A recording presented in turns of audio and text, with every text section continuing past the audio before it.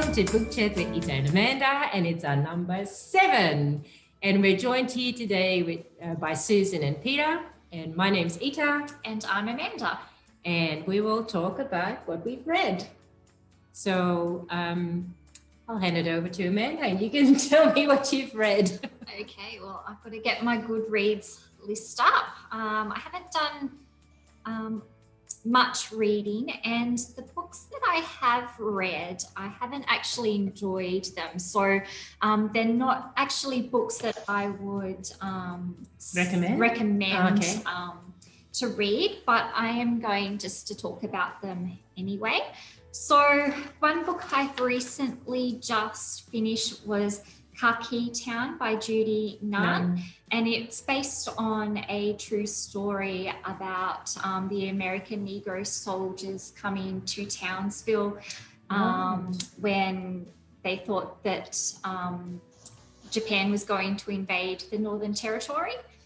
And it was about how the white Americans and the Negro Americans were fighting among themselves. So President Roosevelt sent one of his people over to sort the situation out. I've read 2 of Judy Nunn's, The Spirit of the Gun and Sanctuary, and I really enjoyed those 2 books. I did enjoy this one, but I felt it was a little bit too long and very descriptive. There wasn't overly a lot of dialogue, so it made for very long chapters, and it was kind of set in parts. So the first part was where the gentleman that had to go and sort out the situation was talking to Teddy the Kennedy about his time in Australia and what went on. And then it cut back to when it first started and it was a section about the people in Townsville and their experiences with racism and having the soldiers there. Then it cut to the soldiers' point of view and the soldiers' story, and then it cut to the political part of it. So it kind of did go a little bit over the place. So if you are a big fan of Judy Nunn's, you probably would enjoy reading it. I just didn't enjoy that book in comparison to her 2 other books that I've read. The other book that I read was a mystery, Where the Dead Go by Sarah Bailey. The reason I read it was so I could mark off part of my reading challenge, which was read an author with the same surname, with the same surname as myself. And I had read her 2 others. So it was the 3rd one in a series, and it follows a woman police detective. And the 2 other, this book is about where she goes to a coastal town to solve missing person and a murder case. This one was the best one of the first 2 that I've read of hers. It wasn't as dark as the first 2. I wouldn't say I enjoyed the series, only because I really didn't like the female character.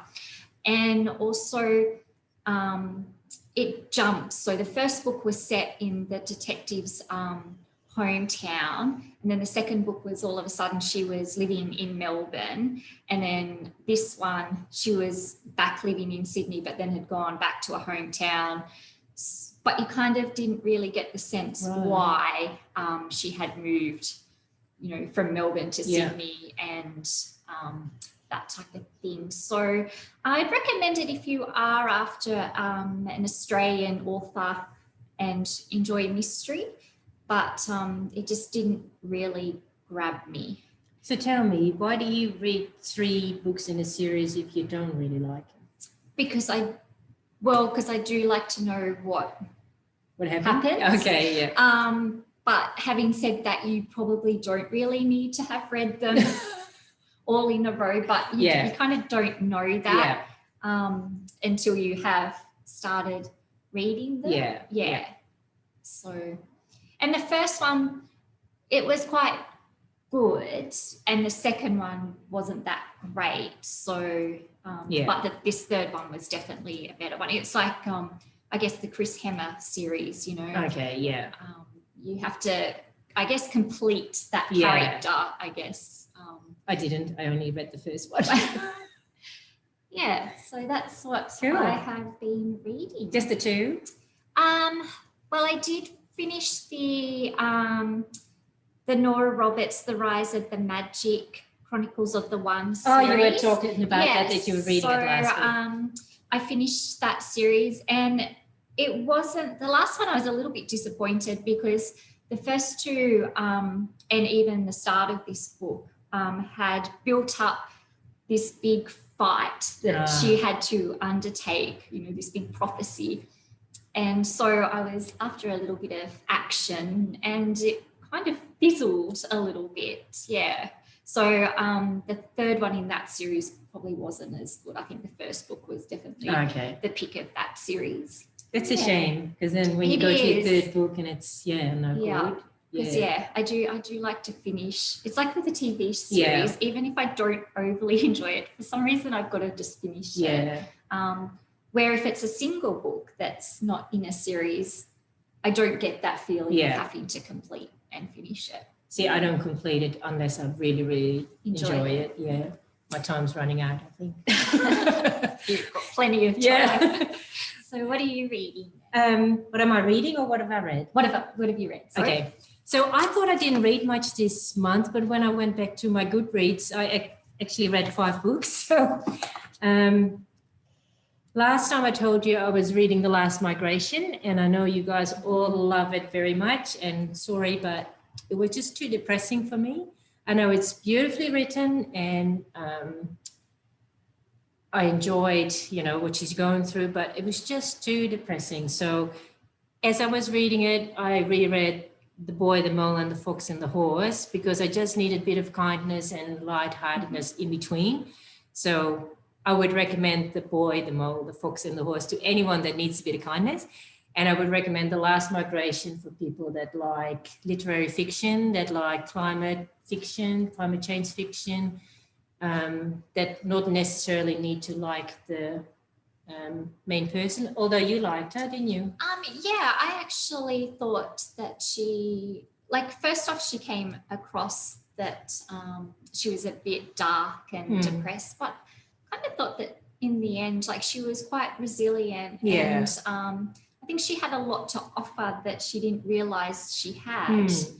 Because she was very caring amongst the people on the boat. So I sometimes have, when a lot of people love it and they recommend it to me, then sometimes my expectations are too high. And even though it was written beautifully, I didn't warm to her. So but I read the whole thing, and it's definitely a recommendation for people that like literary fiction. Then I read You Need to Know by Nicola Moriarty, and that's definitely not my cup of tea. I read it because we had an author talk, but it's not my thing. But I would recommend it to people that are fans of Nicola Moriarty, because when I looked at Goodreads, a lot of people had given it 4 or 5 stars, and not from me, so I'll do that. Then for book club, I read We Need to Talk About Kevin by Lionel Shriver, which is another quite depressing book. I gave that 3.5 stars because it's also a really well-written book. The topic is horrible because the kid, you know, does a mass shooting at school, and it's the mother writing letters to the father about the kid. So we need to talk about Kevin. And you have this whole discussion about your kids, are they born bad, or, you know, can you nurture nature? It's that whole discussion. So it's not a book I would pick up for fun, but it was a great book for book club because we had a really robust discussion about it. So I would recommend it to people that want to discuss it with someone, although 2 of my friends said it's their favorite book, and I go, but why? But anyway, it is very well written. And then I read one that I loved. So we discussed this book before. Yeah, it's The Thursday Murder Club by Richard Osman. And I gave 5 out of 5. I just adored it. It's a murder mystery, which is not my genre, but it is not a murder mystery. It's not your usual murder mystery. It's warm, it's funny. There's all these old people. There's, a real murder, and it just keeps you guessing. So I just wanted to keep reading, and it's nice short chapters. And I actually listened to the book. And at the end of the book, you get a little bonus because there's a interview. Marion Keyes, the author, interviews Richard Osman, the author of this book. And it's just such a warm little interview. So yeah, I'm looking forward to the next book, which comes out September. So I would recommend that book to anyone, because if you like a murder mystery, or you like comedy, or you like character-driven books, it has it all for me, yeah. So was it The Thursday Murder Club? Yeah, The Thursday Murder Club. Yeah. So the first time we heard about this when we had Tanya Hislop here, she read it. Yeah. It's written by an Englishman, and it's, that dry humour, but really warm. It was the #1 UK bestseller during COVID lockdown in the UK. Yeah. Is Richard Osman that tall, bespectacled English comedian you see on game shows? Yes. Yes, I didn't know that till later. Yeah. He's very big on facts and figures and details. Yeah, I've really, really enjoyed it. And I had high expectations because Tanya liked it, and you talked about it last time. But I adored it. It was really fun. I did as well. I loved the interactions between the characters as well. It was just, it kind of gave you the chills. Like you almost felt like you were in the book, like you were taking the journey with them, that you were in the. And he writes about the characters like real people. Yeah. And really warm, like not one-dimensional. It's, Good escape stuff. I think he got the idea about the book from when he was visiting, I think, a relative in a nursing home. And he thought that it would be a fun setting to write the that was in the interview too.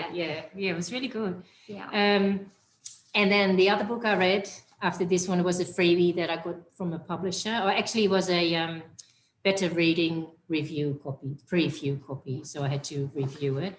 So it's called The Other Side of Beautiful by Kim Locke. And it was really easy to read. It's about this lady that suffers anxiety, but then in the end she goes on this trip.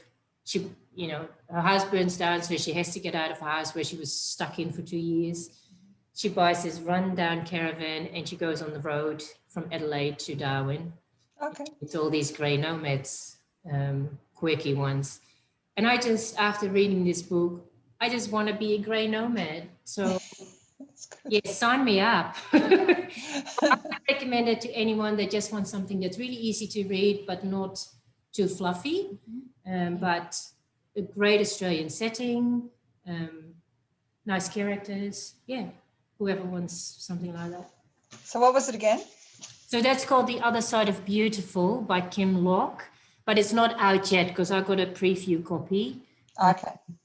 And I've just given it to Kelly to read, but when it comes back, I can give it to you. I'd like that. Being a grey nomad, I think I'd enjoy it. We'd probably enjoy it. So it's an uncorrected proof, but I don't think they're going to change much. Have you seen the Nomad movie that Frances McDormand is in, the one that won the Oscar? Nomad Land. Oh, Nomad's Land, that's right, yes. Haven't seen it yet, but I will see it eventually. Yeah, it looks really interesting. Oh, is it in the movies now? I think it made it onto iTunes. Oh, okay. So it could be possibly out on DVD. I don't know if it went to the movie theatre. Because we all have our Discover vouchers, so we need to use them. Before June the 30th. Isn't it a Netflix production? I don't know. No, it's just checking. I hadn't heard of it. So when you say it's out on iTunes, how do you access it? So if you've got you dinosaur. iTunes doesn't mean it's out on Netflix. It means it's on iTunes. So you just go into iTunes. If Apple you've got TV. an Apple device with an iTunes account, you can just purchase it through the iTunes store. Okay. Yeah. Sounds like a question I should have asked for the person that's below me on my screen. We'll check it out. Yes, it. Yeah. All right. So those are all the books I've read. Yeah. So I'll hand over to one of the grey nomads. That's it. I'm leaving. You're travelling now, Peter. He's travelling. He's going. It's only because I follow you caravan trips. Well, that was a short trip. Maybe I'll hand it over to Susan then, seeing Peter has to plug herself in again. I don't know. She doesn't like last migration. Now she's hurling insults. No, because I want to be one. We'll go to Peter so we can There's a voice. very heavy qualification period and a big exam you have to sit, Rita. So I think you're a long way from it. Okay. Then you have to be voted in by 75% of the membership. I got Buckley's now. It's only ever 75% because the other 25% have usually got dementia or dying. So It's really a club I want to belong to. All right, who wants to talk about Red? I'll talk. I had very slow months. Normally I read 4 or 5 books, but just a slow month, which I did have on my screen, but now it's disappeared. The first one, so only 2 books. The first one was Loud by Tana Douglas. She was by her own claim, she is the first female roadie to ever work in the world for rock bands. Started out with AC/DC in their very infant years when they were really just getting started, and then progressed to be a roadie for all sorts, and more than a roadie, a lighting engineer and all that sort of stuff. It's quite an interesting read. At times I sort of was getting pretty bored with it, and at other times I was quite enjoying it. She ends up paying a very heavy price for this dedication to being on the road, because she has a child and then eventually sends the child back to Australia for a mother to look after, the mother who she ran away from home to get away from. And then there's a big court battle when she actually wants the child to come and live with her. The mother takes her to court, blah, blah, blah. Wow. And the child ends up growing up hating it. So she pays a very heavy price for still pursuing the lifestyle that she wanted to. It's an okay read, 3 out of 5. I can't say I'm glad I read it, but I can't say I found it awful. And the other one, which I just finished last night, I swatted up for 4 hours last night so I could report on it.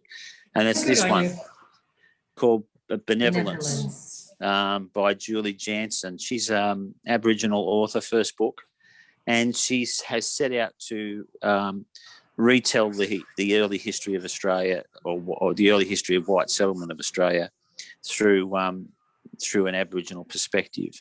Essentially, the story is told through I've forgotten her name. I think it's Munnering, whose name gets changed to Jane's. Only just finished reading it. Good one, Pete. Jane something. Jane Small, perhaps. I can't remember. But it's basically, so the story is told through her. She drops in little bits of history to sort of give the story context or give the Munnering's context. She has a very difficult, sad life. She's deposited by her father, who is a tribal elder, in a school in Parramatta so she can learn to read and write, because he feels that will give her the white man's advantage. And all it ends up doing is creating more and more discordance between who she is and who various people want her to be, whether it's the people from her original mob or whether it's the white people around her. She ends up being very disagreeable. understandably so. Yeah. She's treated very badly. Look, it may even end up being an important read, but I found the style of the writing quite difficult to hang in with because it uses a lot of very, very short sentences.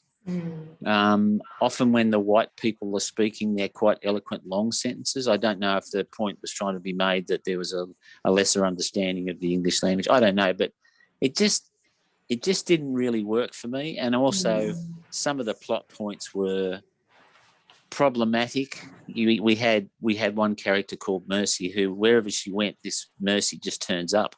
You know, one minute she's a maid, a compromised maid in a magistrate's household. Next minute she's out in the bush.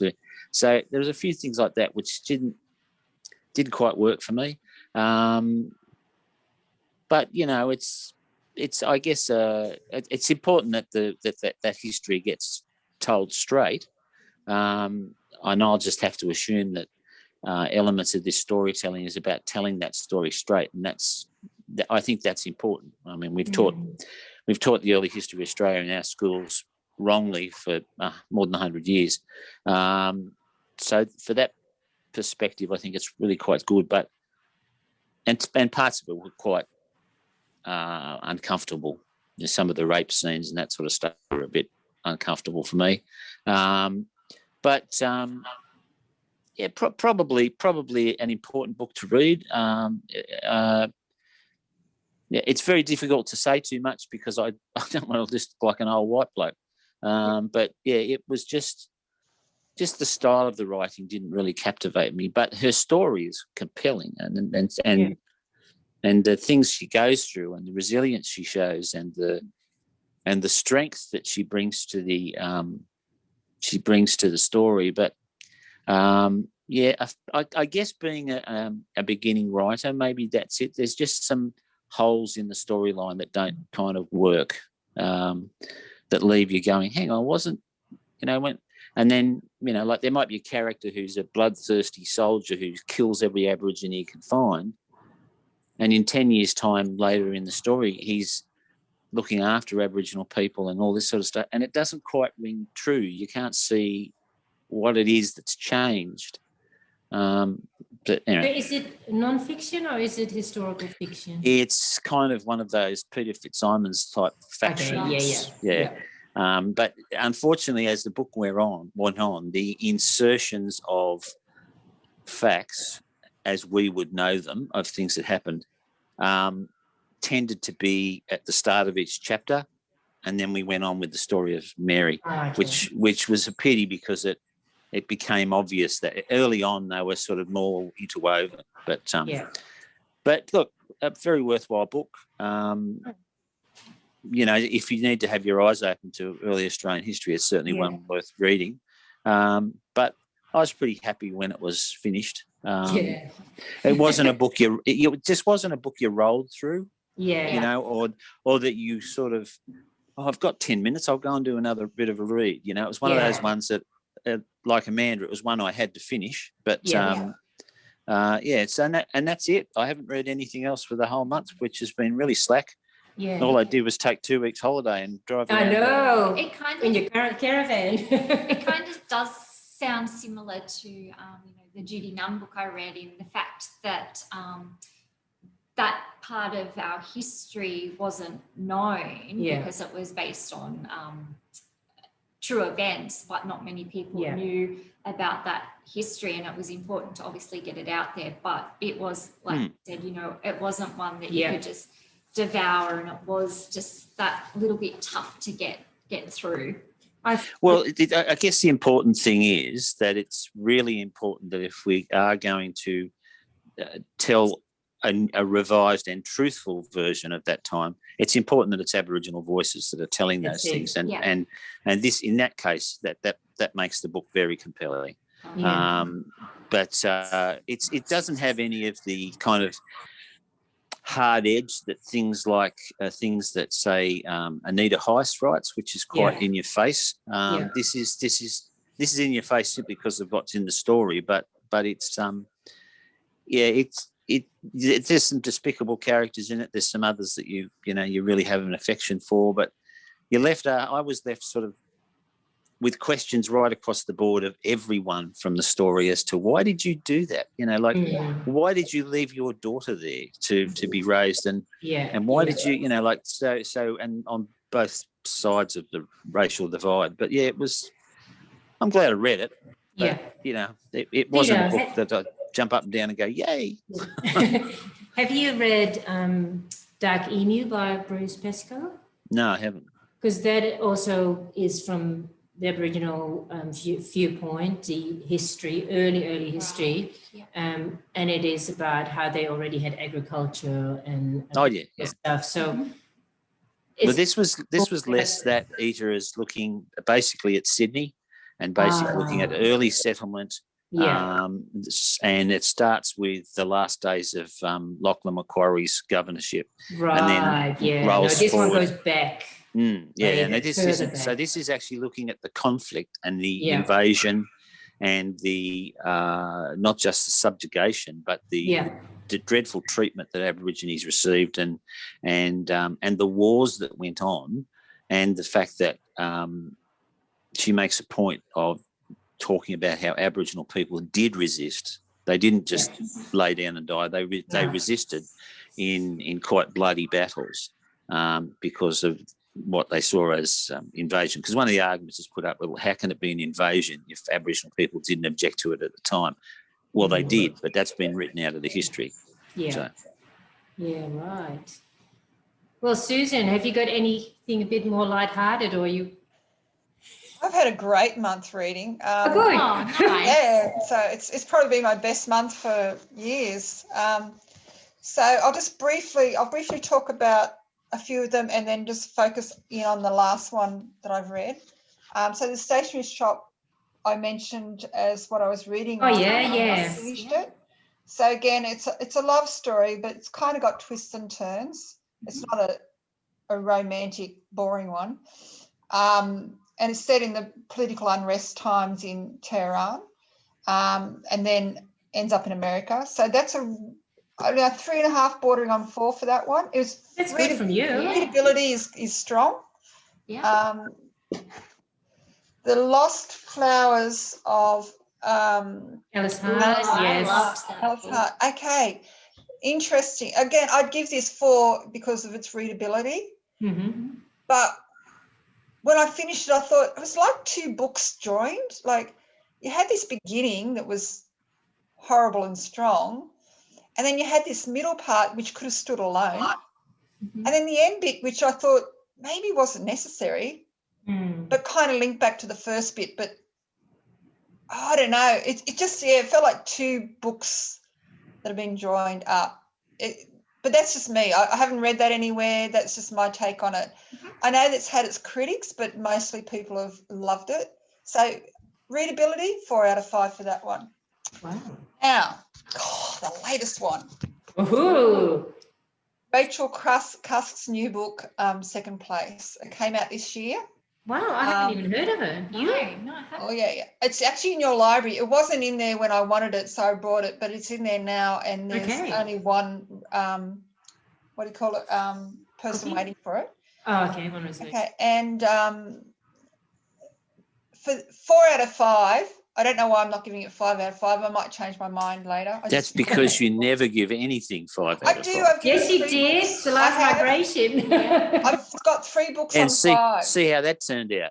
Yeah, I've got 3 on 5 at the moment. So this is 4.5. Let's say 4.5. I've read 2 other Rachel Cusk books, Outline and Transit, which were part of a trilogy. I didn't know that. So I've got 1 to go, which I've put in an order for through the library. So I only just found out there was a trilogy. So if you like Helen Garner, you'll love this book. Oh, really? Helen Garner loves Rachel Cusk. Annabelle Crabb loves Rachel Cusk. So it comes with good reviewers. There's an interview at the Sydney Writers' Festival that Annabelle Crabb's done with Rachel Cusk that I'm trying to get my hands on. I can't find it yet, which I'll be excited to listen to.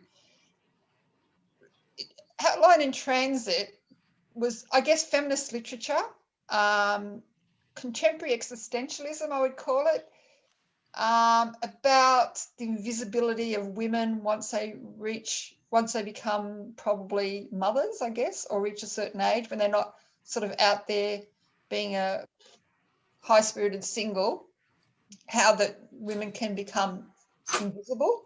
That's what her feminist literature was about in Outline and Transit. This, however, I was expecting similar. It's not. It's different. So she's taken a really different turn. It's a letter. The whole book is one letter. Oh, one letter. Called, I've written it down.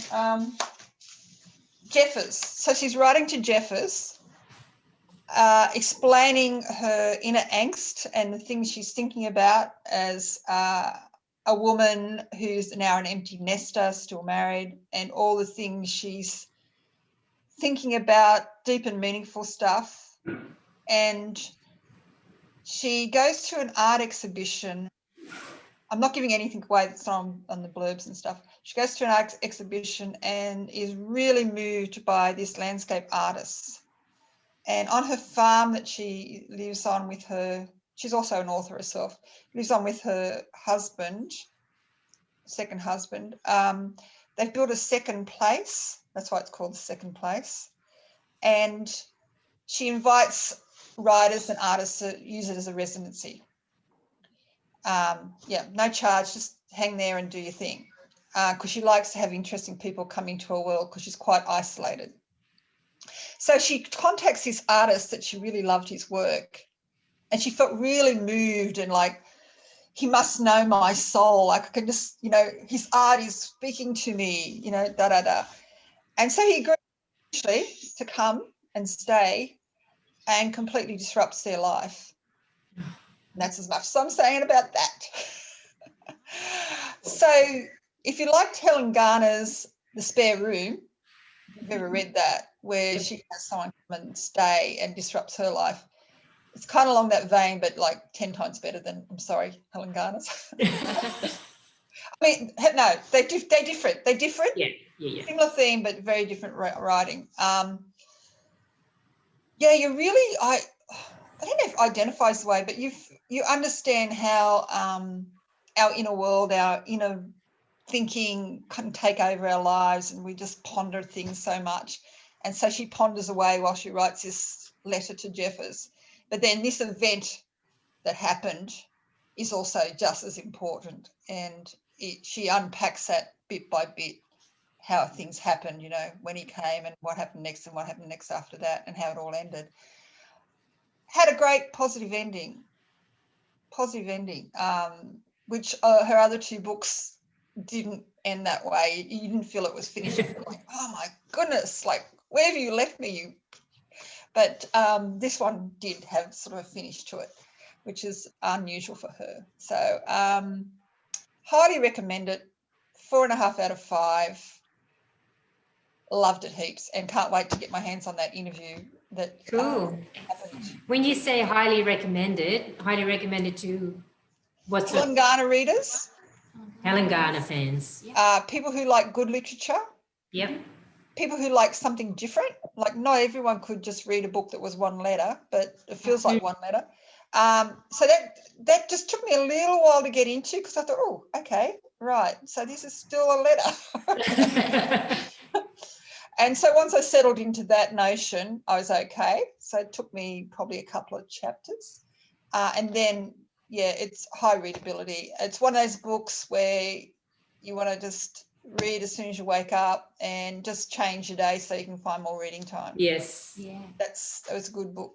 Oh, I'm going to reserve it. I love it. Reserve it. Yeah. Reserve it. And then go back and do a back read on all of her literature, because she has her critics, because she doesn't, this one has got a character. It's actually, after you finish, there's a page that tells you a little bit more about why the book was written. And that's, okay. I'm not going to tell you that. You have to read the book yourself. Yeah. Now I've lost my train of thought. Doesn't matter. But I'll go back and read more of her stuff. That sounds good. Yeah, she has her critics because she doesn't write strongly in her other books. She doesn't write strongly about character. She doesn't in this one. Doesn't write strongly about character. It's more about themes. And some people kind of don't get what she's going on about. Yeah. But outline transit to me you're reading on two levels. So if you only read on the first level, then I could understand why you would think that there's so much stuff that's hidden. Yeah. If you can kind of allow yourself to get down into that. And you've got to open yourself up to it, because it makes you critically look at your own life. And I actually changed a little bit after that. I just, it made me change a little bit of how I was, probably with my family. I sort of raised the expectations of them. I wanted to be a bit more seen for who I was as a person, rather than just being, mum and whatever. I just had to push myself a little bit to the fore, which was uncomfortable. Yeah. And just say, oh, I'm a person too, and I've got interests and stuff like that. It's good when a book can do that. Yes. Yeah. So there is that second level that makes you want to really think about your life, but not everyone wants to go there. So that's probably why they don't quite get it as much as and then I might have been reading too much into it. So who knows? But yes, I will put it on my yes, I put it on my effort to growing reading list. Yeah, I'm definitely in good company with those who admire her writing. So yeah. And I finished it. Hey, yay! Well done. It's taken me. I got it for my birthday, which was like late December. But I did he's such a generous writer of his own of his autobiography. He really gives you heaps of good stuff. I got to about 2/3 the way in, and when it was really getting down into policy making, and I really thought, well, this is for university students who want to use index pages when they're writing an essay, I just went, I'll leave a little bit there. And I flipped to the back and came in it when he was ridiculing Trump at one of these press things where they roast, ridiculing Trump about, I think Trump was one of the people who questioned his citizenship. Yes. Yeah. And so that was quite funny. I thought, I don't think I would have, if he'd known what was coming next, he probably wouldn't have ridiculed him so much. Because I think Trump might have just gone, all right, you bastard, I'm coming for you. But it had a really abrupt ending. Like I thought it would take me right to the time they had to leave the White House and Trump took over. But no, it stopped at the assassination of Osama bin Laden. That was the end. Right. And I didn't expect that. So I went, oh, I don't get the rest. Okay, fine. Maybe there's another book in the works. There must be another book coming. Yeah, he might have what do you call it? A second book coming, book. Like a... Yeah, there's a second coming. But like all political autobiographies, I find I'm really, really interested for 2/3, Malcolm Turnbull's and... Julia Gillard. Sorry? Julia Gillard. Julia Gillard's was the same, 2/3, and then when it got heavily into foreign policy and document writing, policy writing, I couldn't stick with it. So I flipped and do the last few chapters for the juicy bits at the end about what happened at the end when they got kicked out. So that's just me, and I probably won't change. But I do recommend if you love him as much as I love him, you've got to read it, because he does share a lot of intimate inside bits and pieces, and beautiful writer. So I enjoyed that. So that's my lot. Yes. Cool. So did you read the Michelle Obama? No, look, for some reason I didn't want to read it, and I thought, well, that's wrong. And so I started listening to it, and I didn't enjoy that. And I think I have read a little bit about her, and I think that might be enough, because I'm more interested in him being a president. I'm not, and like if there was a female, like I'm not interested in, who did you tell me, the Prime Minister, Julia Gillard. Like I'm not interested in Julia Gillard's partner. Yeah. Not just Julia Gillard. So it's not a gender thing. It's just he's the president, so I'm interested. Having said that, I enjoyed Hazel Hawke's autobiography. So it depends. And Margaret Whitlam's autobiography. I was just about to say I was going to name Margaret Whitlam and Hazel Hawke because you rave about them. Yeah, I do. So not yet, but I think I will eventually read hers. It's just, and also I just finished reading lots of biographies when Becoming was available, and I thought I can't do another one. So I will come back to it.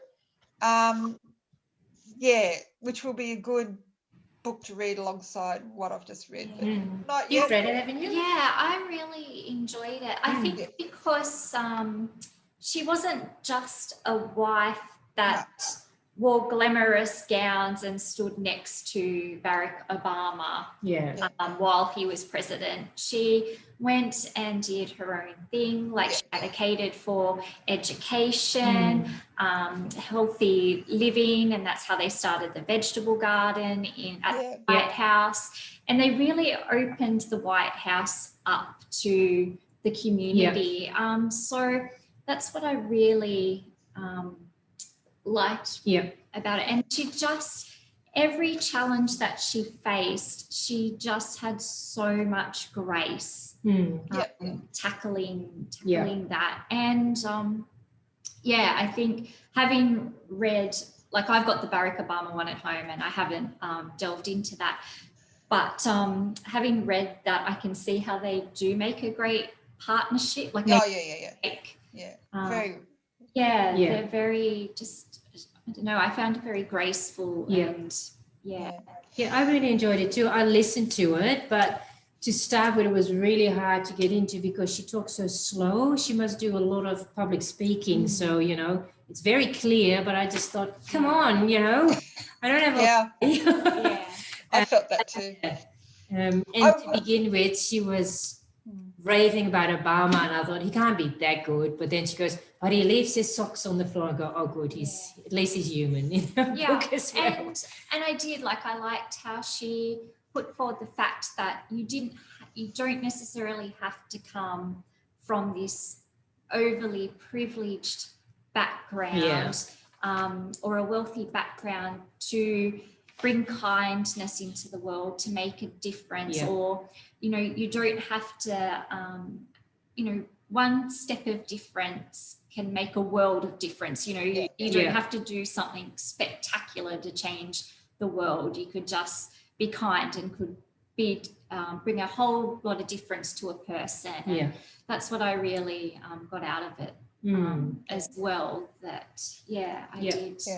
No, I've got no real reason not to read it, so I will read it again. There's just so much to choose. It's a case of so much to choose from. What do you choose? I'll get to her eventually. So no worries. Okay, that's me.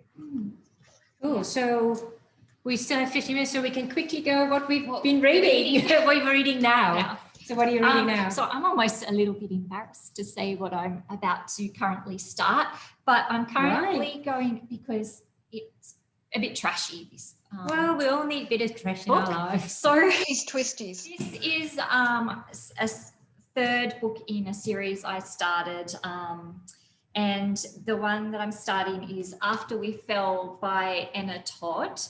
So it is about these two teenagers that meet at university, and the female character in the book is very, I guess, naive. She's very, very sheltered, and then she meets this boy who's very angry, you know, got tattoos all over him, and, you know, a bit of a rebellious guy, and of course it's then just a love story. And some people have it to a university part of like 50 Shades of Grey. But the thing is, I read it because someone mentioned to me that, you know, it is trashy, but it's quite addictive. If you're after something that you don't really want to think about, just pick it up, which I have. And people that I have talked to that have read it said the same thing, you know, is a bit trashy, a bit silly, but it's just highly addictive to continue reading it.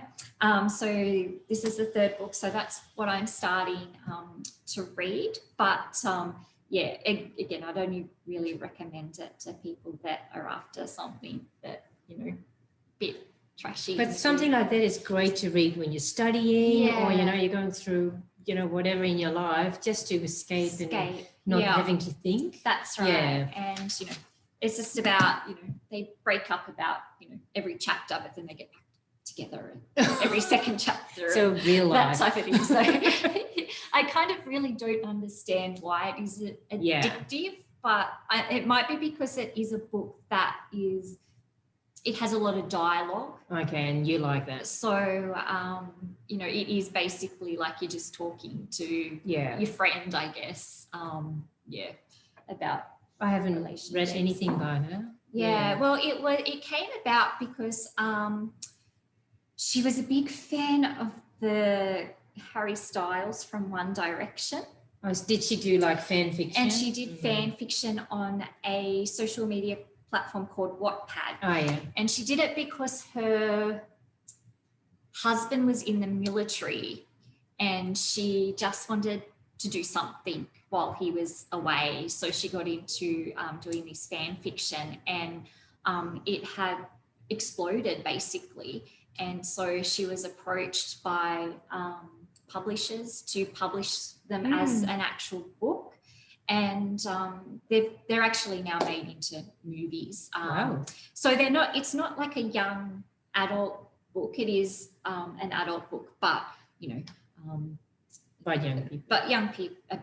Yeah. And, young adults could read it. There is a lot of, there's a lot of swearing in it because the younger character is quite an aggressive, angry kind of guy because something happened in his earlier life. And there is a lot of sexual references and scenes. So, if you don't really like that, I wouldn't recommend reading the series. But yeah, that's what we get to see different parts of you every time. Usually it's horror and... Well, I'm watching a horror TV show on Netflix at the moment. So that's why I'm sticking to the light books. Right. Okay. Well, I'm being... So you're downgrading, Amanda, from death to little death. Yes. Right. Well, I'm not reading about young people. I'm reading about middle-aged people. I just got this book in the mail. Publisher just sent it to me. I don't know why. Probably because I gave him good reviews before. So it's called Two Steps Onward. It's by Graham Simpson of the Rosie Project and his wife Anne Bewis. So they wrote the book together before, and it was called Two Steps Forward. I think that's when they went on the Camino. Yeah, I read that. Yeah, so this one is the follow-up. It's 3 years later, same cast, and they're going on a different one from Cluny in France to Rome.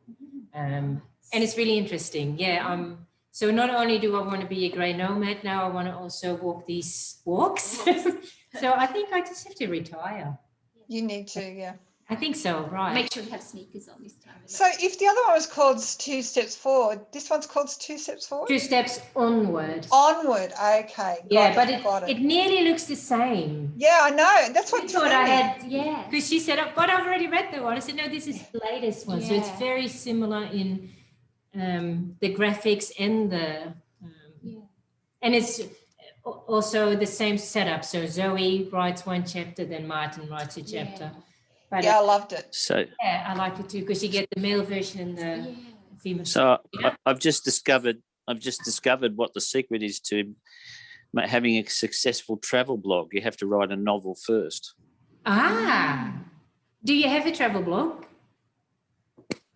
I should read it. You have. It's all right. I've only been writing it for 25 years, but that's okay. You can Google it. It's travelswithpeteandsue.com. Oh, cool. Travelswithpeteandsue.com. W's at the start. Yes. All one word. Travels with Pete and Sue. Excellent. Well, good. Yes. So not only are we grey nomads, we are .commers. Your .coms, yeah. Actually, I told you wrong. It's .com.au. I forgot I changed the domain name. Oh, that's So there's an okay. AU afterwards. Yeah. We'll just Google it. Yeah. So we still have time quickly for both of you to tell us what you're reading. So who wants to go first? Sue does. The Bell Jar. Ooh. By Sylvia Plath. I thought this would be not my cup of tea. I thought it was going to be too esoteric or something. I don't know what I thought of Sylvia Plath as a writer, but I was completely wrong.